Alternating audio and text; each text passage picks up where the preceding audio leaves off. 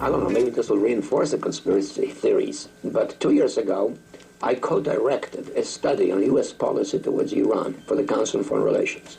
I think still a very good study. I said I co-directed.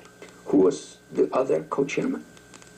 Robert Gates, currently the Secretary of Defense. Now, on the one hand, maybe that reinforces the conspiracy theory, that somehow or other we're pulling the strings from behind the scene. The Tri-lateral Commission, Goldman Sachs, and the Queen of England are not all bad. What the Bavarian Illuminati, the Tri-lateral Commission, Goldman Sachs, and the Queen of England are not all bad. Wow. Wow.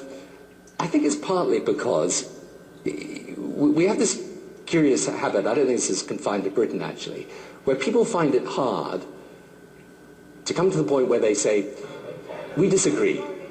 You're a reasonable person, I'm a reasonable person, but we disagree.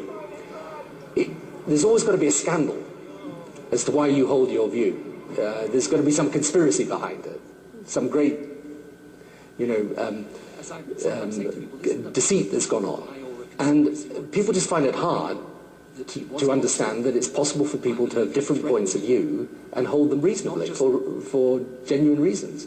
And so I think that there's a continual desire to sort of uncover some great conspiracy. First and foremost among them, I'm sure that you're familiar with what's being dubbed ClimateGate. University of East Anglia, the Climatic Research Center, all of those emails that were hacked. We saw language like trick used, hide the decline, resistance to Freedom of Information Act requests.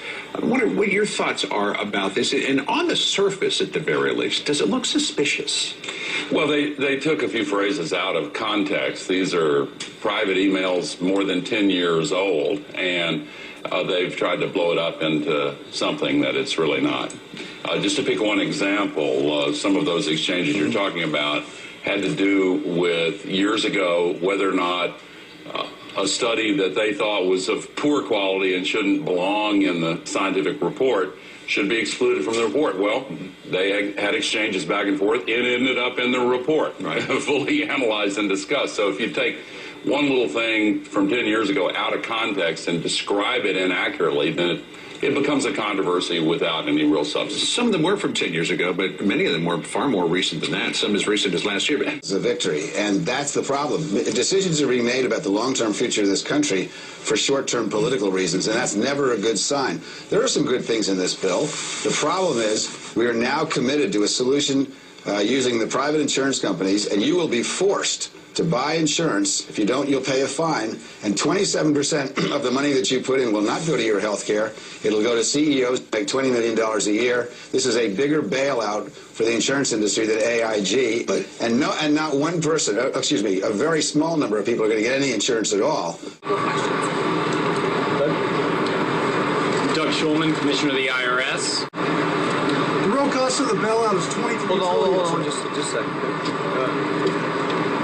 I just want to say, too, join the Commissioner in saying how proud we are of the men and women of the IRS working to serve their country. We came to show them our respect and support. I've got one that can see. We just spent an hour with the men and women who worked in that building. This is an ongoing investigation, so I'm not going to comment on anything. Can you comment on the real cost of the bailout? What is $23 trillion? They're not reporting the real number.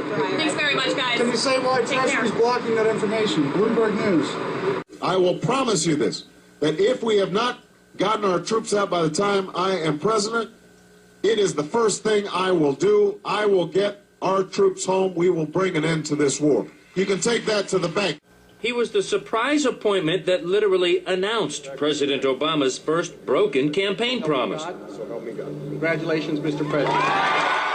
Ladies and gentlemen, the Deputy Secretary of Defense. William Lynn, confirmed as the Defense Department's #2 just weeks after Mr. Obama became president. A shock because William Lynn had spent much of the last decade as a top lobbyist for the major defense contractor, Raytheon. It is, of course, the same old revolving door we've seen from administration to administration. Except it was supposed to be different in this administration. Remember this? I have done more to take on lobbyists than any other candidate in this race, and I have won. I do not take a dime of their money, and when I'm president, they won't find a job in my White House. One of my jobs as The president will be to guide this process so that it's an honest process. Yo, you talked to Tech yet?